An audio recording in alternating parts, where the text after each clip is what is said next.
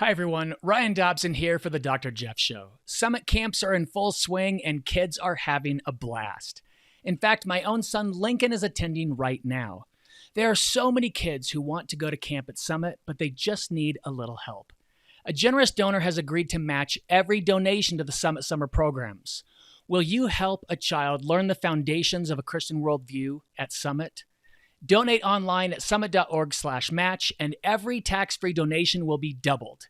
Again, you can find that at summit.org/match. God bless, and let's join the Dr. Jeff Show. Hey everyone, welcome to the Dr. Jeff Show. Available on Apple, Google, Spotify, Edify, Liftable, and wherever you get your podcasts. If you like the show, would you take a moment to give it a favorable review on your favorite platform? That helps draw more listeners to hear the interviews with our great guests as we talk with them about how our worldview changes everything. My guest for today has worked for years as a cold case detective. When he became a Christian, he began examining the claims of Jesus through the lens of being a detective, writing books on his findings. You probably have heard about the cold case detective. His latest book is called Person of Interest, and it examines the evidence for what we would be able to discover about Jesus even if we had no New Testament available to us. This is a wide-ranging discussion where he turns the tables on me as often as I turn them on him.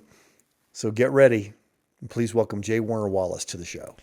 Detective J. Warner Wallace, welcome to the Dr. Jeff Show. I'm just really delighted to be with a friend and doing a show. This would be a much more relaxing experience to hang out with somebody who I actually would hang out with anyway. So I'm glad to be here. That's exactly right. Yeah, I mean, we love hanging out when you come out to Summit, and Susie's there and Stephanie's there, and it's really a lot of fun. And the students, of course, love having you there. They love the presentations with you, but they love trying to pin you down in the Q&A times, which I think is really fun to watch. Well, my goal whenever I'm there is to try to beat your reviews from the students, because nobody could ever beat those reviews. So I'm like, hey, I'm sure the students love me best, right? And Amanda will say, no, actually, no, it's not even close. It's Jeff. I'm like, dang it, what do I have to do to beat that review? I'll do whatever it takes. Oh man, that is funny. Is fun. Well, the students they always tell me, here at Summit Ministries, I think nothing can get better than that talk I just heard. Yeah, no, it's true, isn't it? Yeah. The next day they say, it got better. I don't know how. But their capacity to learn is growing. They're finding a place where they can feel safe to ask all of their tough questions and get honest answers. They know that no one there is going to try to snow them. Okay, so let me ask you a tough question. You tell me if you're seeing what I'm. Maybe like you're right. It's my experience on the porch. Every night we have porch chat where we'll sit with the students for an hour or more and just answer any questions we can, because we're trying to squeeze this in between dinner and the nighttime session. So it's kind of got some limits, but everyone's on the front porch who wants to come, and I've just noticed that like the question it's been said that if you're teaching a third grade class, sometimes the questions are like, why does Satan do it this way? Why does Satan do that? And if you're teaching a fifth grade class, the question is, why do you believe in Satan? So like there's a shift, right, that it kind of fundamentally occurs between we believe these things are true, but we have questions about how they operate too. I'm not even sure we believe these things are true anymore. And I just have noticed, and maybe it's just my experience on the front porch in the last couple of years, and we've had, of course, COVID just changed a lot of how we do our meetings anyway. But so have you noticed that there's an increase in not so much like the culture is definitely impacting the students in a way that changes the kind of tenor of their questions. Like I sense that there's always some kids who come who kind of feel like their job is to shake the tree a little bit and get the other kids questioning their faith. But there's been the last couple of years, it seems to me, like I'm noticing this is even more pronounced. Like the culture is having a deeper and deeper impact on how students think about identity, how they think about the roles of men and women, about all the issues that clearly the culture does not seem to agree with the teaching of Jesus anymore, doesn't even want to entertain it. Well, I don't know about you, but I'm seeing questions. Are you seeing that too in your porch chats, or you're having more significant time over that 2 week period with students than anybody else? Are you seeing it? I love the times within the Q&As. I'm, in my talks, I try to give a lot of information, but I try to be very vulnerable personally as well. And so it's an interesting thing when we get together and everybody's gathered in those Q&A times. What I have noticed is that the default position of most students when they come to Summit, it's very different when they leave. But Yeah. when they come to Summit, the default position is truth is up to the individual. Yeah. So if you have claimed a truth that others might find hurtful or offensive, you are wrong. Mm-hmm. You're not wrong because we logically prove you wrong. You're wrong because we know somebody whose feelings would be hurt if they heard you say that. Yeah.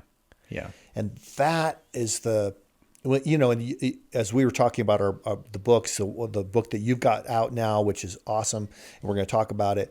But the book that I'm working on, Truth Changes Everything. Well, I'm doing the final edit actually tomorrow, the final read through of the actual pages, and then it should be published in October. But the point of it is that there is such a thing as truth that can be discovered. Most young adults today do not believe that.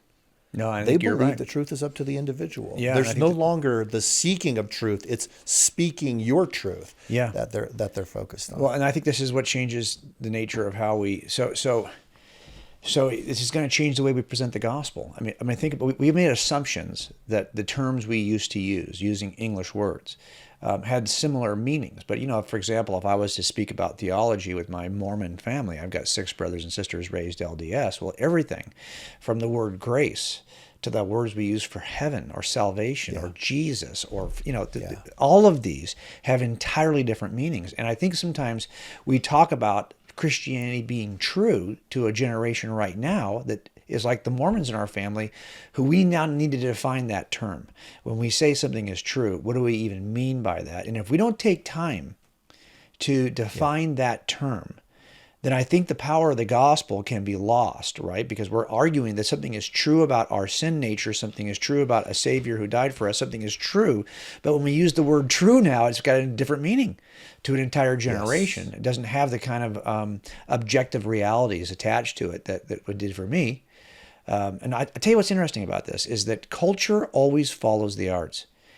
And so I always think that, man, we need to be more involved in the arts because the arts are so far ahead. When I was in architecture, I left architecture in 1988. Okay, when I left, the waning current view in the arts was a movement which we had already kind of started to leave. But in 1988, that movement that was still the most popular was something we called postmodernism. Because it was in the arts long before it invaded the culture. It was in philosophy first, then in the arts, and then in culture. And it had already been a dead movement. By 1990, postmodernism in the arts, in architecture, was a dead movement. But here we are dealing with the outcomes of this now, 30 some odd years later. And it strikes me that this is why for young people, this is why I do think we also need to be active in the arts, which is why at Summit, when we're spending time with musicians and artists in Nashville and places where the Christian music industry is thriving, trying to help them understand these ideas, we are doing a huge service, I think, because again, that seems to be the neck that turns the head of culture is often the arts and music. Yeah. And we need to be active in those areas. Well, that's true. And you and I have a lot of friends who are in the arts. And, one cool thing that I really appreciate about you, and I've tried to do the same thing, is, I let people know I'm available. I give them my mobile to, not to everybody, but to don't people. post it on the screen right now. That's for sure. But if there is a musician out there who reaches, and some of the people we've done workshops with in Nashville, if you take the total number of people reached by those people in that room, it's tens of millions of people who are reached. But when they can text and say, "Hey, I have a question about this." I remember one of the artists texted me and said, "I got a question about natural law." This is an artist who reaches tens of millions That's right. of people. It's like, I got a question about natural law. You can communicate in that way. So it goes back and forth. The arts lead, but the artists also have to be discipled. That's right. And philosophers lead, but the philosophers have to be discipled. So each step along the way, there's really a significant need to make it like an Acts 17 moment, where the Apostle Paul is on Mars Hill, which is in the shadow of the Acropolis. So you're looking up at these temples that are the grandest things ever produced by Greek civilization. And he says, I want to tell you about the unknown God, whose statue is down there in the marketplace. Yeah. And he started with their culture. That's right. And then worked his way to the truth. Truth actually exists and it can be known. And you know that this is so. Okay. Then I'm going to tell you what it is. Well, what's interesting, not everybody too, went along, but he had to go in that process. in that order. Yeah, what's interesting too, I think there's an entire body of public Christians that are not necessarily discipled Christians. In other words, they have a public Christian identity, yet would have a hard time articulating a public Christian worldview. And this is where I think we can step in. This is why a couple of years ago when we started talking about doing these kinds of events, it wasn't just artists that I started thinking about it because I was doing a chaplain. I was working as I would sit in for a chaplain in a major, NFL football team. And I noticed that these guys who would come to the chapel, and I did several of these are all football players, public Christians, who have Twitter followings that are 15, 20, 100 times larger than anything we're ever going to have. Yeah. Yet they don't really know how to articulate their Christian faith. They haven't even really examined it very well. And so they hold a view, a version of Christianity that's not well examined, and they aren't able to articulate it as a result. And I thought, wow, we're doing all of these 2-week intensives and immersive experiences for students, yet there's an entire body of culture changers, leaders within the culture that are in the arts and in sports that are public Christians that really need our help to be able to articulate. Wouldn't it be great if I can get these folks to sit for 2 weeks and come? If these public Christians, and some of them are in the public Christian music industry, knew what our students know at the end of 2 weeks, how much different would their leadership be in the culture? They would have so much more to offer when a microphone is put in front of them and they've got a chance to speak on on one of these hot topic issues in culture, or even just speak clearly about what it is to be a Christian. So that's why I think there is a need, right? It's these things, unfortunately, still, public Christians in the arts and public Christians in sports still have a larger impact on what young people think about Christianity than other groups because they're public. And so, especially with social media the way it is. So I just think this work we're doing is important. So I want to encourage you a couple of things. Number one, when I read the manuscript to your book, I was like, dang, so much of it is we're stepping on the same issues, right? Like I'm looking at right now at your table of contents, right? How Jesus has changed science, education, arts, our notion of justice, how we work. These are issues that I wanted to explore also evidentially, right? And what I love about these two books together, I would just say if anyone ever buys a copy of Person of Interest, well, they better get a copy of Truth Changes Everything, because these two things together will not only show you how evidentially Jesus can be recovered from his impact on the world, but also then what will you do with it? Like, how does this notion of truth impact you to live out? This is the work we're trying to do with public Christians too, right? We're trying to help them to see that, this is more than just don't you get a sense when we're doing this work that we love Jesus, and these are people who truly love Jesus, yet they haven't seen the notion of truth the way we're trying to describe it yet. They not quite there yet. And when you put those two things together, their love of Jesus with a clear philosophical understanding of truth, it could change everything. Oh yeah, no question. Well, I can't wait for us to talk about what we're going to, this fall when Truth Changes Everything releases, we'll be talking about it all of the time. Right. But people really need to get, as you said, the new book that you have, Person of Interest and Truth Changes Everything, and have them side by side, because they get a full sense of the real impact of Jesus on the entire course of history. There's virtually nothing good in our culture that we have today that we would have had it not been for Jesus followers who really believed that Jesus is the truth. Yeah, that's right. So, what's interesting about that too? Yeah, you're absolutely right. I was talking to David Wood about this, who's got a huge YouTube channel and does a lot of work with Islam. And I've noticed this too. And maybe you tell me if you've noticed this in students, and it's subtle. Like I don't think that they've even thought about it in the way we're about to describe it. But I do think that students have a question about this. It's not so much. Man, we're getting off the trail here. I know that I could talk about person of interest, and God bless you for being interested in doing that. But I've got your mind to pick right now too. So I just hang with me for a second. Two things I'm wondering about, and you're the perfect person to ask. The first thing is that I don't know that students care anymore, and maybe I'm wrong, about the evidence for whether this is true. There's a sense in which they're not convinced it's good. So if you said I can make a case for the value of Nazism, they would say, well, I don't even want to hear that case because I know that Nazism is not good. So therefore, why would I care to hear a case?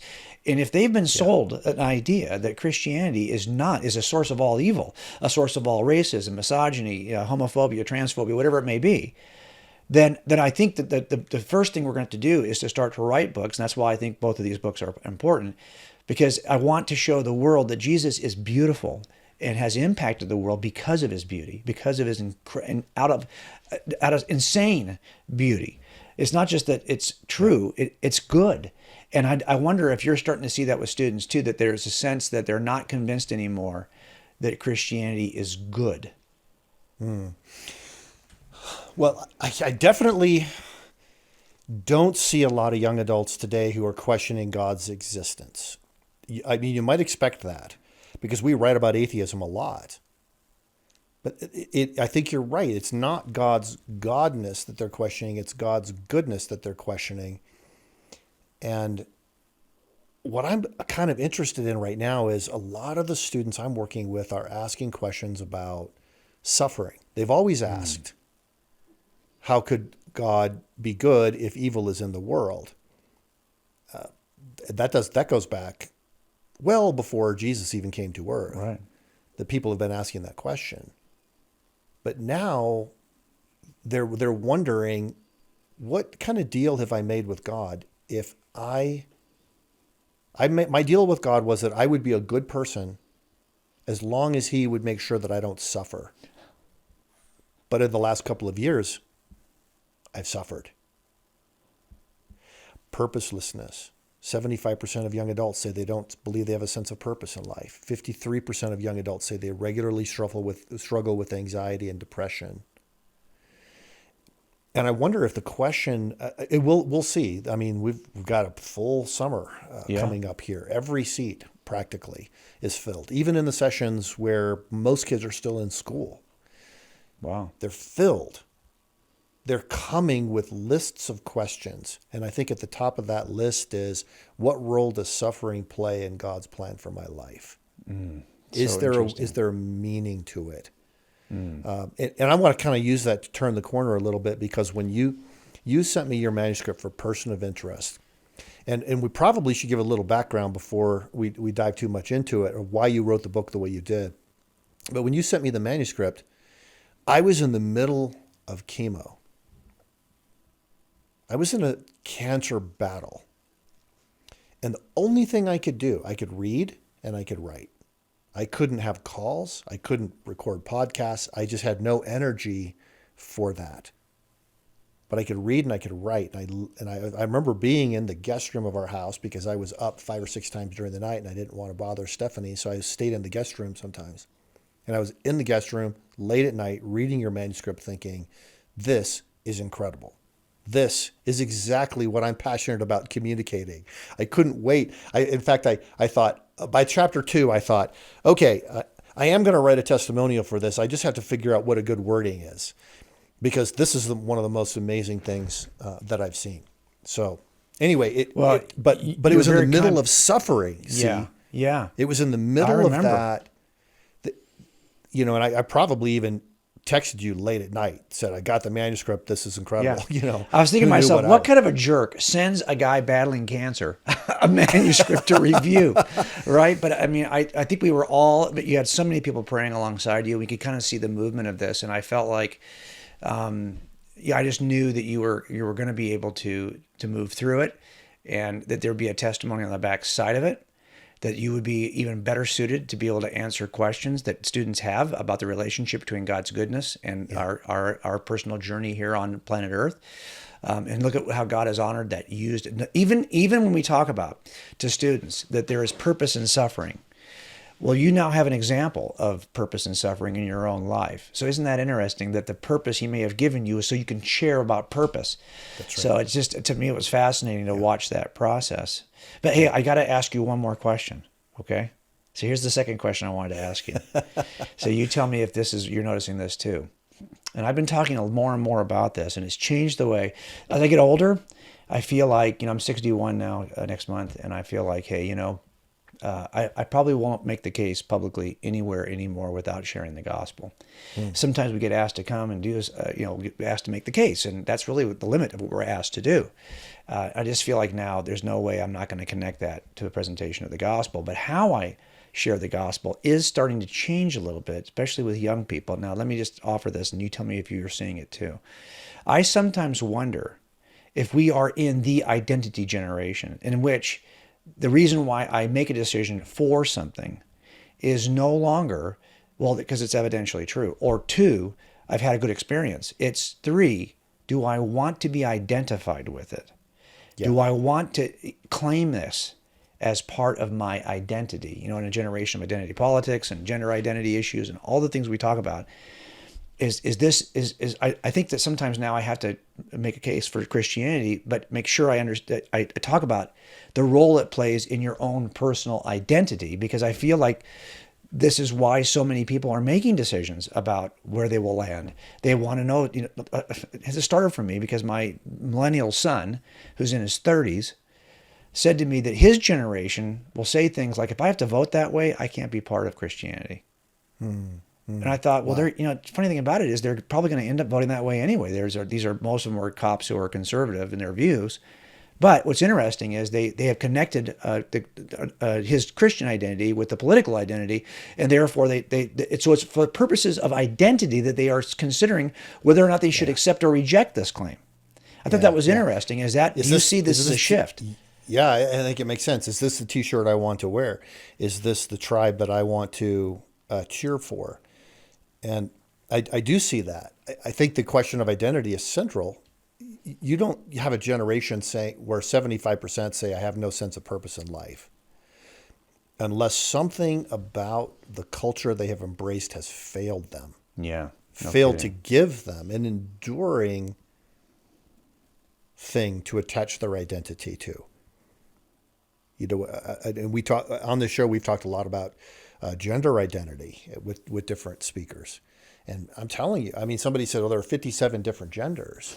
Yeah. And I said, well, if you're correct in what you're saying about gender, then there are actually 7 billion different genders. That's right.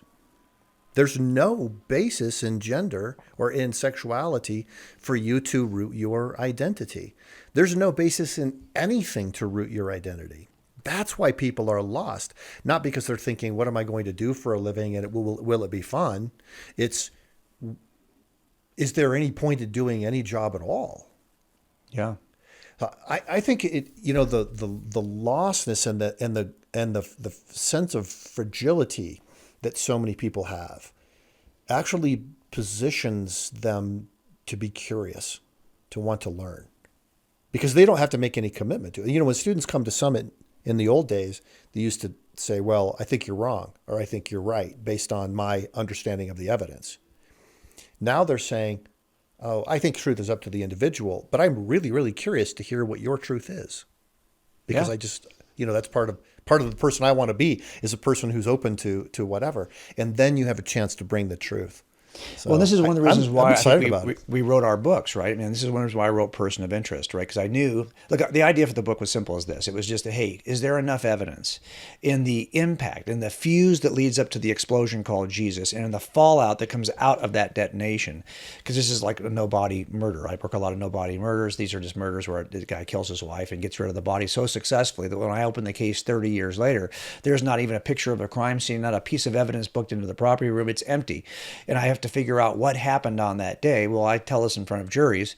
It's a template, right? It's a fuse that burns up to that explosive day, and then there's a fallout afterwards. I can make a case from the fuse and the fallout. Well, I always thought when I first was looking at Jesus at 35, I thought, if this is supposed to be God incarnate, wouldn't you expect there to be as much? Look, it wasn't that many years before that Elvis had died. And when Elvis died, there was like a book or 3 every year for 40 years written about Elvis. Look, if Elvis has this kind of impact on culture, wouldn't you expect Jesus to have some impact? So that was my first question as a non-believer, just kind of looking at the evidence for Jesus. Well, it really comes down to, as I was writing it, because I'm trying to mine out those areas of art, literature, music, education, science, and a non-Christian theistic worldviews. I'm trying to mine out the evidence for Jesus. Are his fingerprints so deeply ingrained in these aspects of cultural fallout that I could reconstruct the story sufficiently enough to even get saved, even if every New Testament was destroyed? That's the kind of impact that Jesus had. Not just that he changed everything, but that you can reconstruct his story from everything. That to me was very powerful as I was first examining it, right?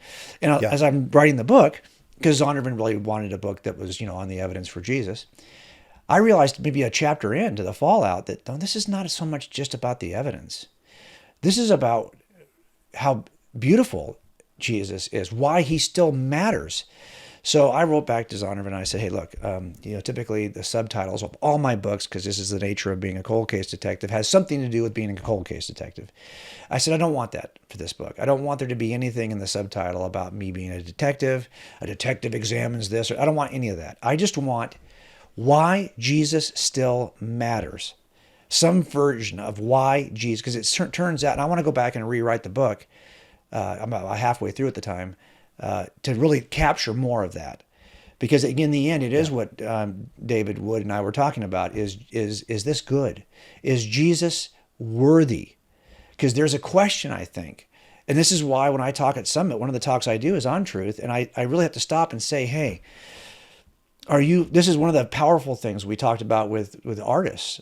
What's going to be more important, your popularity or your faithfulness? Which is it going to be? Because it turns out that probably there's an inverse relationship between these two things right now for young people in our culture. You can choose one or the other, but you're probably not going to get both. By the way, this was always the case. You were never going to get both. I mean, Jesus told us this, right? Sermon on the Mount stuff, right? He talks about this. Blessed are you when, not if, when people insult you and persecute you and falsely accuse you of all kinds of evil because of me. That's going to happen. And so that inverse relationship between popularity and faithfulness, I think we have to, look, maybe we disagree, you may not agree with me on this, but I feel like we lost the culture. That's done. I'm okay with it. The cop in me says, I'm okay with it. We're not going to get to zero crime in our city. I could work as hard as I possibly could work. We're not going to get to zero crime. That's not going to happen. But my job is to be faithful in my role in this community, even though we're not at zero crime. It's kind of the same thing here. Look, I'm not going to panic it. I'm not going.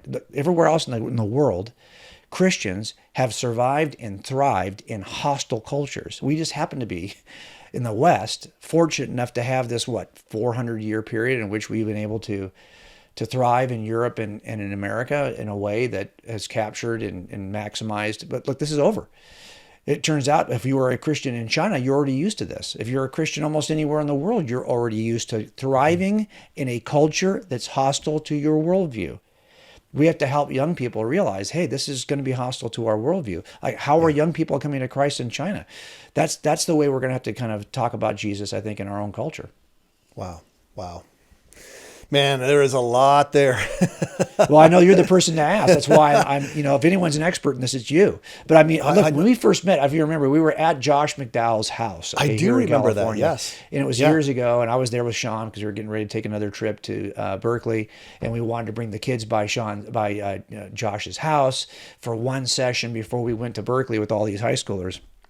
And I remember we met that night, and I had, as a youth pastor, I had heard so many good things about Summit, but I had never been. And I had always hoped that someday I would get a chance to at least visit it. And then of course we ended up, being able to teach there for a bit. And so I just felt like, hey, it was like a dream come true. But I remember when we first met, I thought, okay, there's a lot of people who get to lean into this, like you, who get to see it so much that you can speak about it I'm kind of still have an observer role. I'm not enough with students at Summit to be able to see it from the inside out. I sometimes feel like I'm seeing it from the outside in. So you tell me, would you agree that I think young people are now having to navigate their Christian views and get comfortable with, I think we have lost the culture. Am I wrong?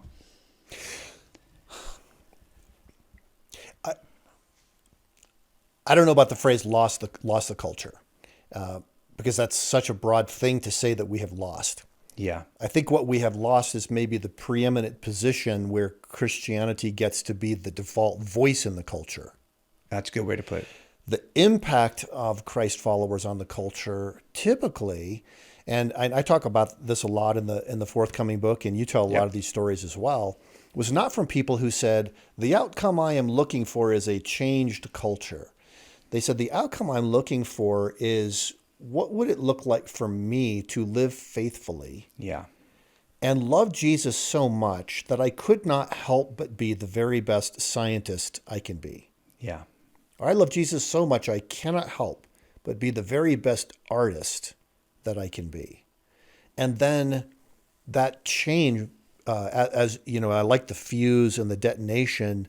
You see that change spread throughout the culture, and very often in ways that you could never have predicted. Right. So faithfulness is at the core of it. If we say, you know, all of my measurements are going to be, has the culture changed? Yeah. Well, you can get some of that. You could, you know, campaign on some political issue and then watch people's opinions change as your messaging gets out there. But whether that really changes the culture, I think, is more a function of whether faithful people are using their gifts in the most powerful possible way to just do what God tells them to do, and then let culture take care of itself. That's kind of where I go with it, because I don't want my students to feel this pressure. Oh, you got to change the world. Everybody's telling me, you're a world changer. You're a world changer. Just follow your dreams. Yeah. There's so much pressure on a student when they're in that position, because if they think, so if I decide I'm going to be a mom and my main role is going to be raising kids, am I forfeiting the opportunity to change the culture? Or if I decide to go and be a welder instead of a legislator, am I forfeiting? You know, you kind of end up feeling like if you do anything less than try to have as big of an impact as possible, that you're being unfaithful somehow. Yeah. And I think the beauty of the stories that you're telling in the book and that I'm telling they're not about people who set out to change the culture. You know, I tell a story of an educator who influenced America's founding fathers. Most people to this day could not tell you, they don't recognize this guy's name. They never heard of him before. Unless you go to Princeton University, where he was an early president, you would never even have heard of him. But you have heard of James Madison, the father of the Constitution, you know, and hundreds of others that he influenced for truth. Yeah, he just said, I'm an educator, I'm a teacher, I'm going to teach truth to as many people as I possibly can. It just so happened to be that he was doing that at the birth of an entire new nation. Yeah, and think about this. I think some of this is a phenomenon that's relatively recent. So, for example, it's always, I call this a proximity principle, right? Where if you look at a target, the bullseye is worth 10 points. And every time you shoot outside that bullseye, it goes down, you know, so it's by the outside ring is worth a point. You know, you're off the target then. So the idea is you want to hit in the bullseye. You want to get 10 points per shot. But it turns out that if you look at the people we have impact on, you know, if you'd gone back 50 years, the number of public Christians was dramatically smaller. Not because there were less Christians per population, there was actually more. It's that they didn't have the means by which to excel in a public sphere. We didn't have social media. There were no TikTok influencers who did the entire thing from their house. Now they've got 1 million viewers on TikTok. Right. That wasn't the case. So there weren't these things called public Christians. Well, I always talk about the fact that, look, the people who know you best, they're in your bullseye. Those are 10-point people, okay? They know everything about you. And the people who are on your Instagram or on your TikTok, they're like in the 5 or the 1 ring. They're out there on the edges. They don't really know much about you except for what you will reveal. And most of that is probably not true. So you're revealing something to them. But it turns, I think most of young people, we're getting to a place where we care more about the people in the 1 to 5 rings than we care about the people in our 10 ring. It used to be we changed the world because we affected the people in our 10, 9, and 8 rings, the people who were closest to us physically. They lived in our homes. And we changed the world one family, one unit at a time. Now we think about, well, no, to change the world, I've got access to the entire world in social media. So I need to be working with the 1s through 5s to change the world. That wasn't available to us 50 years ago. There was no medium by which I could reach 1s to 5s. Now, so I think we've shifted. And I just know for me, especially when we're doing a lot of counseling, I do a lot of marriage counseling with Susie, when we're talking about how important is this part of your life, the 8 ring in. That ends up being the place where you can have the biggest change. But it is slower, right? I can only affect the people in my immediate family. But boy, I tell you what, I think the word regret, no one's ever going to use that word to talk about how much they wish they had a bigger Twitter profile or bigger social media profile. Right. You reserve the word regret for those things in those people in the 8, 9, and 10 rings, the people who are closest to you. If you didn't do what you think you could have done as a husband or a wife, or you don't think what you could have done as a parent, that's where you have true regret. So I always try to tell people, yeah, you're right. I mean, we want to affect the world, but it turns out that those things that are with the people who know us best, the real you, those are the greatest areas of impact I think we can probably have. And although you're right, it's not going to feel like we're doing it overnight. It's a slower process for sure. Yeah. Yeah. I love thinking back on some of the people I can think of in the arts and in science. But the impact was there because they did focus on what was most important. That's right. One chapter I loved in Person of Interest was on education. You pointed out that the 15 most prominent universities in the world were all started by people who wanted to lift up Christ. That's right. The 15 most popular, the 15 best and highest rated universities today. It wasn't just in their time. Those are the ones that, if you look at the whatever rating system you have, it turns out like 75 of the top 100 universities were founded by Christians. And even though most of those probably don't even honor Jesus the way they once did, they were founded for those purposes. And that strikes me as really, I actually did a search of all universities ever founded in the history of the modern university. So if you could break them down by people groups, I didn't really write much about this in the book, but it's in the footnotes.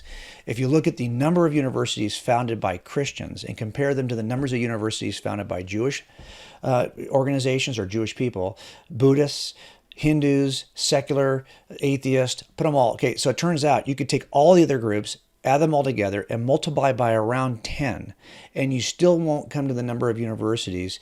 I think we've probably closed more universities than most of those groups have ever started. You know, eventually those universities fell out of existence. That's how, and this is because, right, Jesus inaugurates a worldview that is utterly dependent on education, because he makes this silly request of us. It's the Great Commission request, not just to convert the world, but to make disciples, teaching them all that I have taught you. Really? Well, what if they don't have any, they can't read a New Testament because they can't read. Well, then guess what? You're going to have to teach them to read. Well, yeah, but they don't have an alphabet. Well, guess what? You're going to have to create an alphabet. Well, now suddenly you've dominoed 1,000 other educational advances. Why? Because you're trying to create disciples. This is a worldview that was entirely educational and required us to turn those monasteries and cathedral schools into teaching facilities. Look, of all the books written in the history of Christendom, the oldest are the 4 Gospels and the letters of Paul. And the letters of all the New Testament letters. But the next generation of books, the earliest, is a book called the Didache, right, which is a book of teaching, catechizing new believers, usually prior to their baptism. So the very first New Testament book that is accepted by the largest group of Christians and used is the teaching of the 12 apostles, right? It's this educational document. This is the high value that the Christians have had for education, that the very first non-canonical book that is put into heavy use ends up being an instructional guide. This is the nature of our worldview, and this is why it blossoms into something very, very beautiful. Like, if you think about it this way, and then we hear it all the time, well, look, it turns out that the oversized commitment of Christians to the sciences is in large part due to the fact that we were initiators in the modern university revolution. The ancients clearly had ways to educate themselves. But the modern university that most people think of, a geographic campus that's visited by students or to a resident faculty that will eventually graduate you with a diploma for several years of instruction, that notion of the modern university is from Bologna, Paris, and Oxford, 3 Christian institutions. And it's from those 3 that 24 daughter universities will eventually emerge. And it's from those 24 daughter universities that the majority of the scientists in the scientific revolution will eventually graduate. So it turns out that this is one of the reasons why we dominate. And people will say, well, yeah, but look, Jim, everyone in the 16th and 17th century in Europe was a Christian. Well, duh. Yeah, but that's not the point. There were far more people on planet Earth who were not in Europe than were. And there were far more people on planet Earth who were not Christians than were. So why is it not happening in China, in Asia? Why is it not happening in Persia, in Egypt? Why is it happening in Christendom, in Europe? It's because of a worldview that catalyzes, that ignites education and science. From the very words out of Jesus' mouth, his last commandment to us initiates an educational worldview. And you know what I love as you're describing that, as the disciples went out, God, through the Holy Spirit, put their words of Jesus' gospel into the language of the people who were having to hear them. They could not possibly miss the lesson. And John Wycliffe, when he translated the Bible, said, I think the Bible should be in English. I think the Bible should be in a language that people understand. The children of Israel got to hear Moses in a language they understood. The disciples got to hear Jesus in a language they understood. Why shouldn't everyday people in England be able to hear Jesus in a way they understand? Well, how many times have you heard? But then he didn't even have to.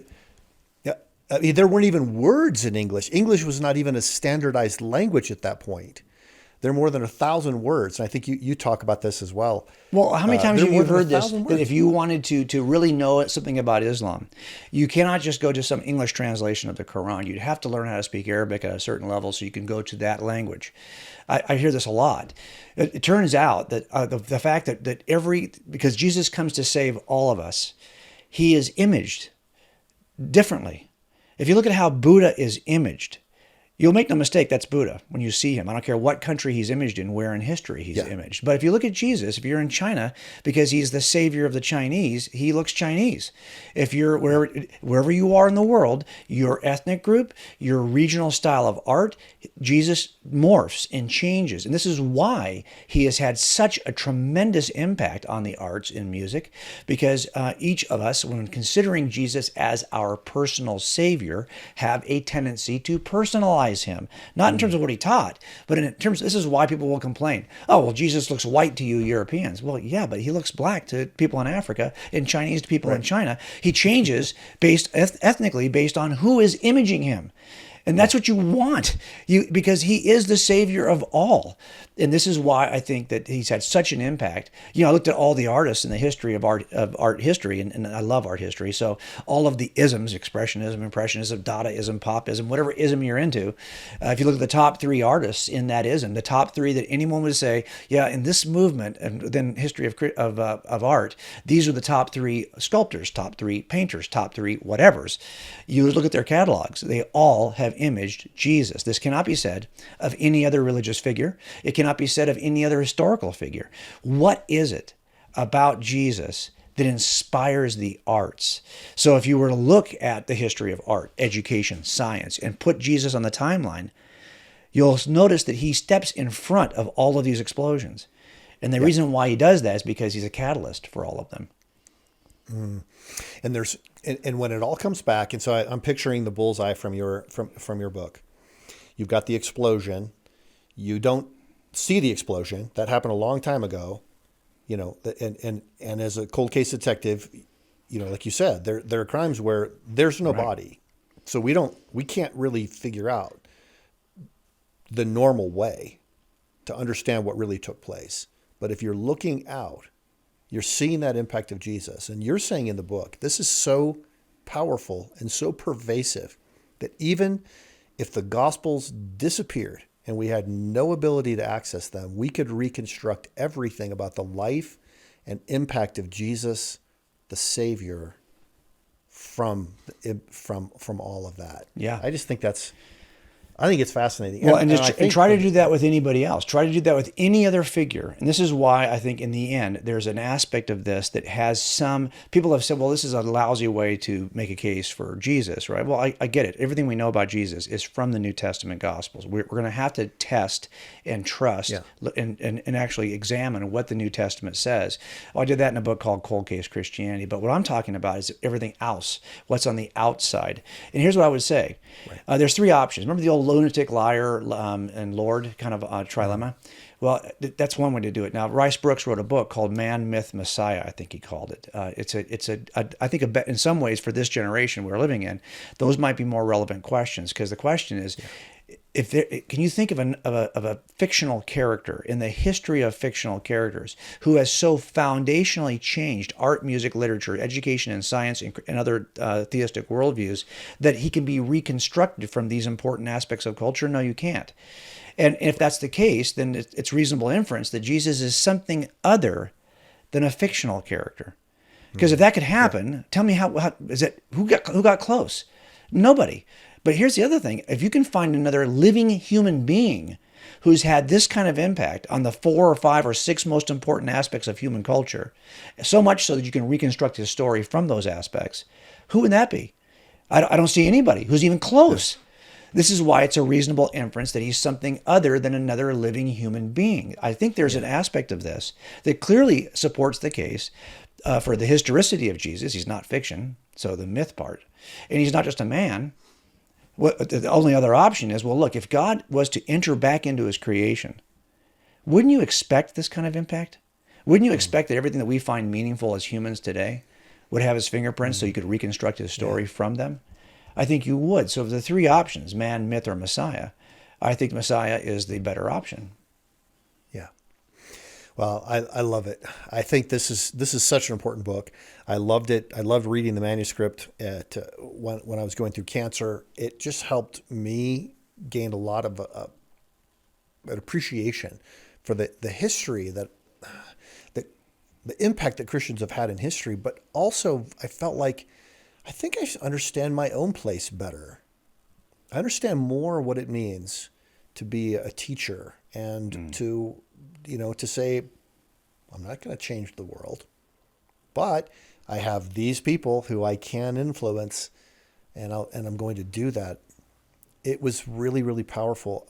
I don't know of another apologetics book like Person of Interest, Jim, and I'm really glad to have a chance to talk to you. This was a really wide-ranging conversation, and I'm well, that's because I got a chance to finally ask you some questions I've been wanting to ask you for a while. But before we go, though, let me just say something to you.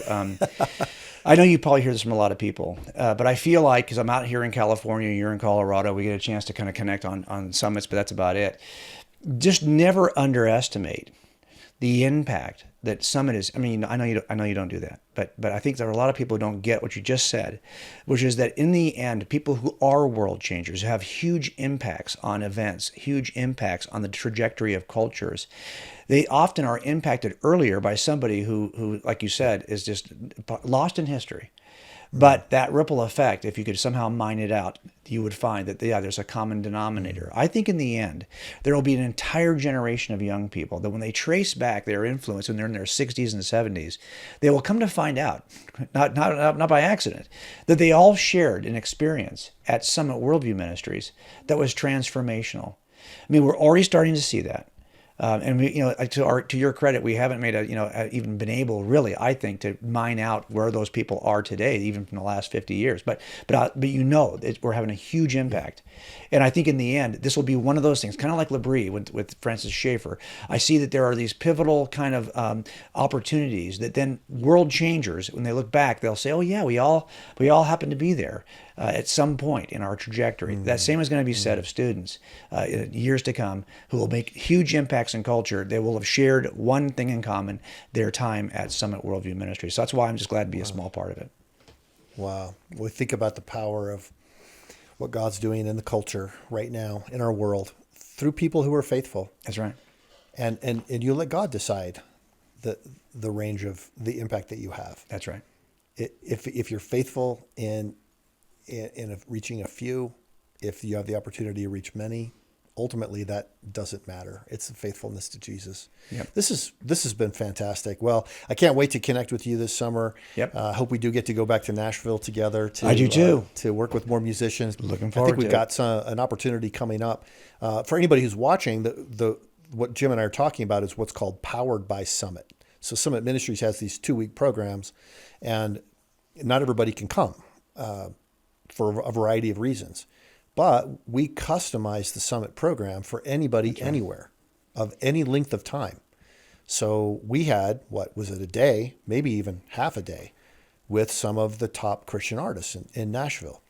We have also had entire weekend-long things with Service Academy students, and all different sorts of things. So if you're interested in that sort of thing, just check out summit.org and find out about Powered by Summit, and see if maybe there's a group that you would like to have influenced in that way. Absolutely. Because we love to go and do that, right, Jim? I think this is. We have a chance to talk about what God's given us to talk about. And it's incredibly important because this is one of those things. Again, these are the necks that change the heads, right? That's that old Greek, my big fat Greek wedding, right? that expression always sticks in my mind because it's so true. You don't think much of it, but it turns out these are the public Christians who have a huge impact on culture, and we need to get to reach out. And it's every group. I mean, it's not just people who are in the public square, like the service academies are a great example. There are people who see that God has called them to a purpose of some sort. And the question is, do they even know enough about God to be able to fulfill the purpose they think they've been called to?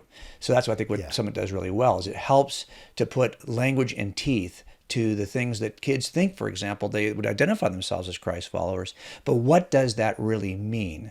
And if you've got a student, I mean, I know we're already tapped out probably for this summer or getting close. But listen, I mean, this is what we need help as parents. We all need help as parents. So I would just suggest that you get that help everywhere you can find it. And this is why our kids also went to Summit Worldview Conference, right? Because even though you're teaching them, they hear my stuff all the time. I knew they needed to hear the truth from somebody other than their parent. Have you ever noticed that? You have a parent who says the same thing over and over again, and then they go to college, and somebody says the same thing you've been saying forever, and they go, oh, guess what I heard this weekend? I'm like, really? Okay, I've only been saying it for 25 years, but that's okay. I'm glad somebody else has said it to you. Well, this is what we do at Summit, is we actually, hopefully, will kind of echo your worldview in a much clearer, probably more programmed way, so that it actually resonates with your students. That's right, yeah. The people who also say so. Yeah. Jim, awesome, fun conversation. Yeah, good Thanks to be for with being you, on the brother. show today. Appreciate it. Thanks for having me. Thank you to my guest today, Detective J. Warner Wallace, for coming on the program. You can find out more about Jim and his book, Person of Interest, through his website, coldcasechristianity.com. You can follow him on Twitter at J. Warner Wallace. Luke wrote in the gospel that he wrote about Jesus, he said that he carefully investigated everything from the beginning in order to write an orderly account. Our faith is based on real historical events and evidence. And that gives us confidence in Jesus, knowing that he died and rose again and lives for us today and changes how we live. Hope you have a great week. Thanks for listening to the Dr. Jeff Show. And don't forget, you can help a child attend Summit Summer Session by going to summit.org/match. All your donations that are tax deductible will be doubled. God bless, have a great week, and we'll see you next time for another Dr. Jeff Show. Listeners, I want you to know that our podcast is on Edify, which is a truly powerful app that brings together thousands of the best Christian podcasts in one place for your listening enjoyment. You can download it at Edify, EDIFI.app. Be sure to share this show if you have enjoyed listening to it. And leave a review, if you would, on the site where you download the show. That helps more people know about the Dr. Jeff Show. And I'll look forward to seeing you next week.